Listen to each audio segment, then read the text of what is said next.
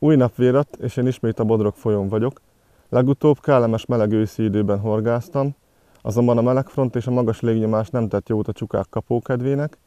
Ezúttal tipikus őszi időben horgászok, ködös, hűvös idő van, meglátjuk, hogy ez most milyen hatással lesz a ragadozó halakra. Szerencsére ma nem vagyok egyedül, hanem feleségem is el tudott kísérni, úgyhogy ma ketten vesszük üldözőbe a halakat.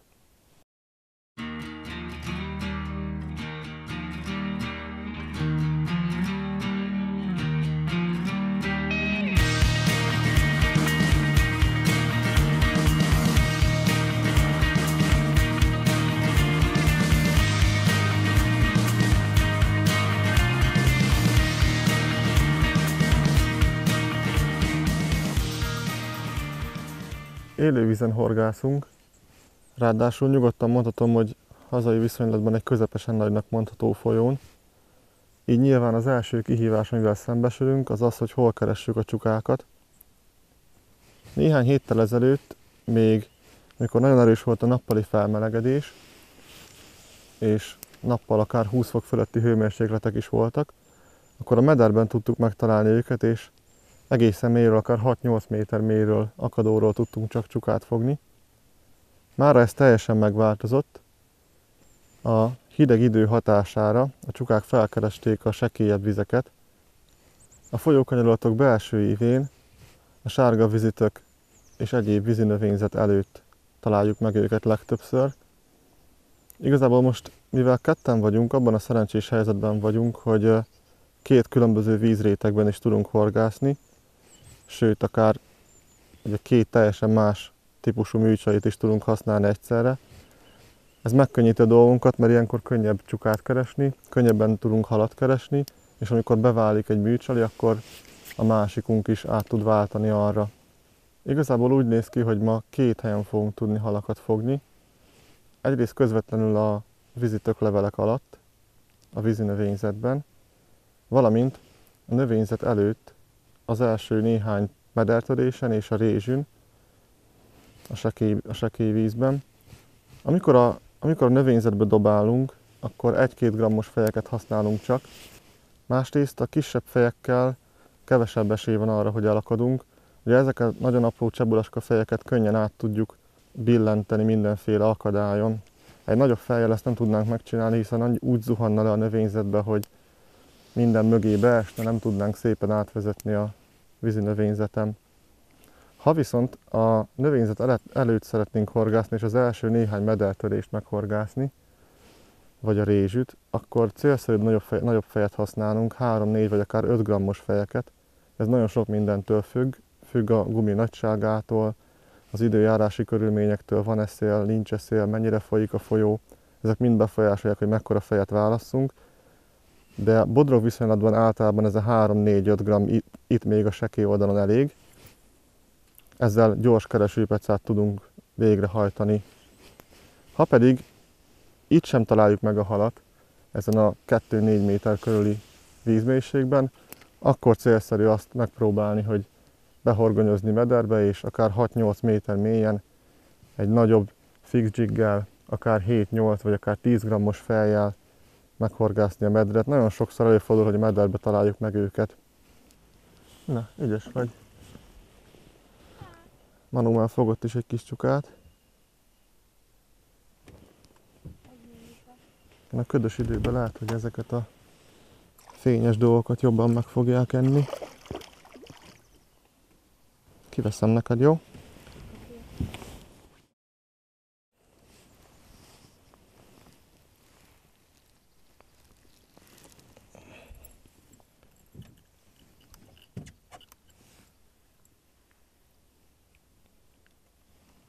Próbálom fogó nélkül, de lehet, hogy de jó, sikerül.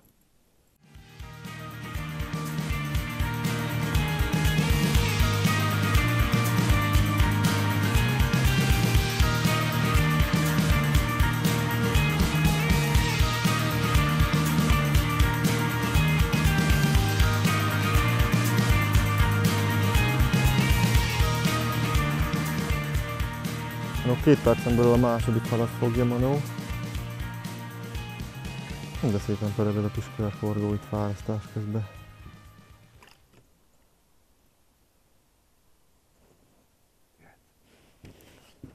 Jövök segíteni. Jöhet a kis csuka. Neki is a körforgó kellett. Úgy látszik, hogy ebben a ködös időben Manó döntött jól, hogy valami fényeset rakott fel. Valószínűleg ebbe a kevés fénybe, hogy ilyen nagy a köd, inkább a csillogós dolgokat fogják hamarabb megenni. Szegény ma megvan egy kicsit sértve, valószínűleg kapott egy nagyobb horgot. Ennél jóval nagyobb horgot, még nagyon pici, de már kétszer meg volt akasztva. Hát ez nem lett véletlen, hogy Manó ilyen gyorsan fogja a halat, gyakorlatilag két halat nagyon gyorsan fogott egymás után. Úgyhogy egyértelmű, hogy a fémet jobban eszik. Én azért még kitartok egy kicsit a gumihalak mellett, aztán, hogyha nagyon elhúz, akkor majd én is váltok valami fényes dologra.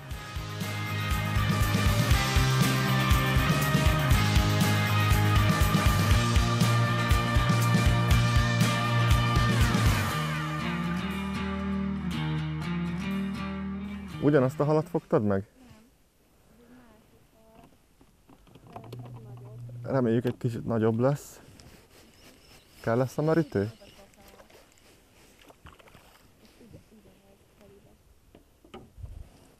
Na, egy picivel szebb csuka érkezett.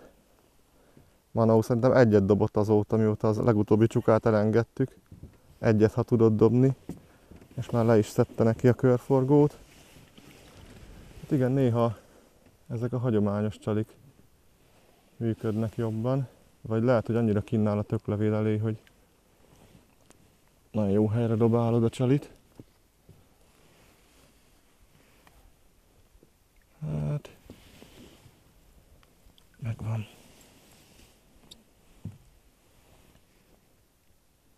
Szép kis csukákat fogdosol. Ezt látszik, ez a méretű csuka nagyon aktív. Szépen kijött, nem sértettük meg. De vajon lesz-e közte nagyobb?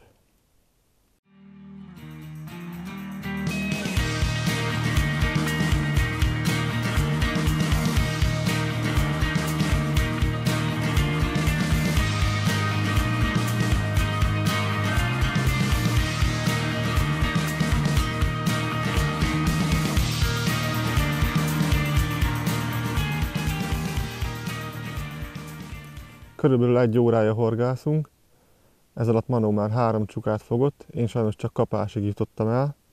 Itt vannak a körforgók, amiket használ. Van egy 7 grammos és egy picit nehezebb forgó.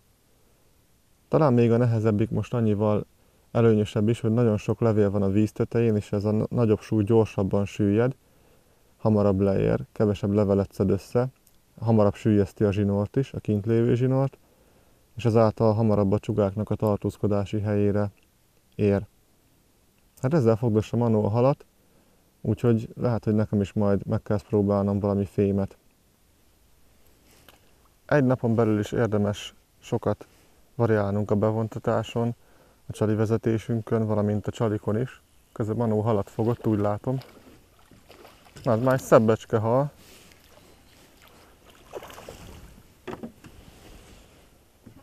Csak előkerült. Megmerítsük? Nem olyan nagy. Szépen dolgozik az a pici 180 centis bot. Megint csak a fém kellett neki. Vízinövényzet előről jött, ha jól láttam. Na, van még benne egy pár kör.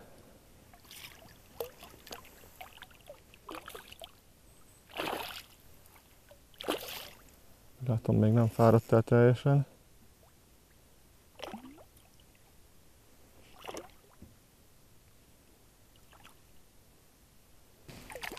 Még nem akar kijönni.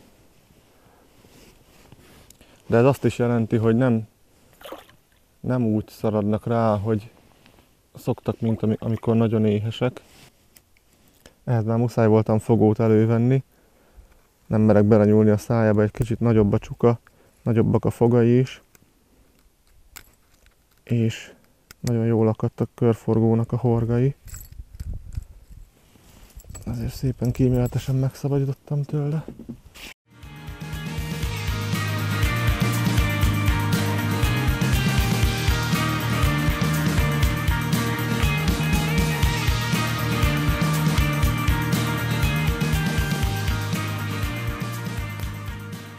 Az előbb nem tudtam befejezni a gondolatot, mert Manó újabb csukát fogott. Tehát úgy gondolom, hogy egy adott napon belül is érdemes folyamatosan kísérleteznünk, változtatni a vezetési technikán, illetve a csalikon, a színeken, a méreteken, mert egy napon belül is sokat változhat a csukák kapókedve, a tartózkodási helye. És az, hogy hol fogunk halat, és mivel, az nagyon sokat elárul arról, hogy adott esetben mi az, ami nyerő lehet. Hogyha sok kapásunk van leeső fázisban, behulló fázisban, miközben várjuk, hogy a gumihal feneket éljen, akkor az nyilván az azt jelenti, hogy a csukák nem annyira a fenék közelben tartózkodnak, hanem sokkal inkább víz közt. Ha erre rájövünk, akkor onnantól kezdve egy teljesen más vezetési technikát kell alkalmaznunk, mint a hagyományos dzsigelés. Ha víz közt jönnek a kapások, akkor pici fejeket használunk, 1-2-3 grammos fejeket, és gyakorlatilag víz közt pöcögtetem el a gumihalat. Egy-egy csuklóból indított, bocspiccével megindított apró pöccintés, szünet, pöccintés, megint szünet. Gyakorlatilag hasonló dolgot csinálok, mint hagyományos dzsigeléskor, csak nem a fenéken, hanem víz közt. Ha pedig ez nem működik, és nem víz közt vannak a halak, akkor érdemes letennünk a gumihalat a fenékre, megvárnunk, még teljesen lesüllyed, és onnan elindítani a hagyományos fűrészfogszerű bevontatást. Elemelem az aljától, várok 1-2 másodpercet, újra elemelem, és ezt ismétlem egészen addig, még a csónakig leérek, így teljesen végig tudom horgászni a rézsűt vagy a több törést, ami a part és a csónak között van. Ilyenkor persze nagyobb fejeket is kell használnunk, és ebben az esetben a parttól egy olyan 15-20 méterre érdemes eltávolodni, hiszen azokat a halakat keressük, amik nem a vízi növényzetben vannak, hanem előtte, és nem akarjuk őket megzavarni.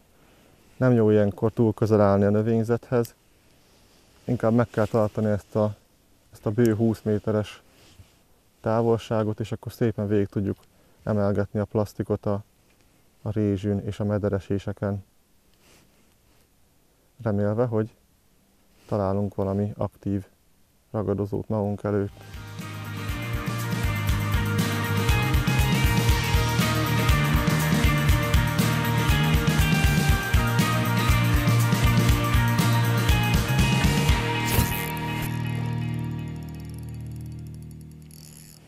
Csak sikerült egyet fogni. Feltettem egy körforgót én is. Úgy látszik, hogy most gumival nem lehet őket becsapni valamiért. Kell nekik az a plusz inger, amit egy körforgó tud.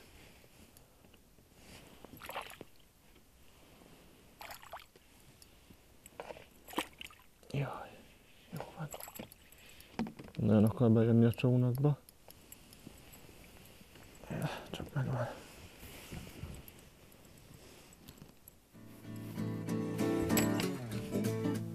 Egy újabb szép, egészséges bodrogi csuka. Elég kis vékony. Mostában nem ehetett sokat. És hát abból is látszik, hogy nincsenek nagy kapókedvüknél, mert eléggé orrheggyel fogta meg, és csak egyetlen egy forog felső állkapocsban.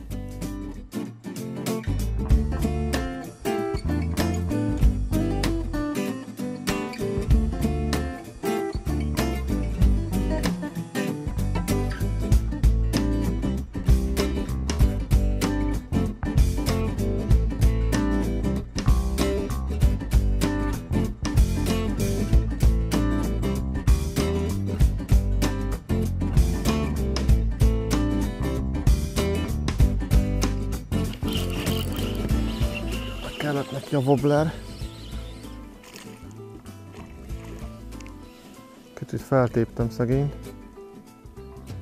Megpróbáltam egy Nevis Flexi pörcsöt, de abból kiindulva, hogy valamire a gumit nem eszik, és hát ha a wobblernek a plusz ingere az segít. Hát szegényt ez a kemény volt. Nagyon felütötte. De hát egy wobbleres csuka is érkezett. Ebből is látszik, hogy nem kell félni a nagy csaliktól. Egy ilyen napon, amikor nem is túl aktívak a halak, még ez a viszonylag kicsi csuka is ezt a nagy wobblert simán betámadta.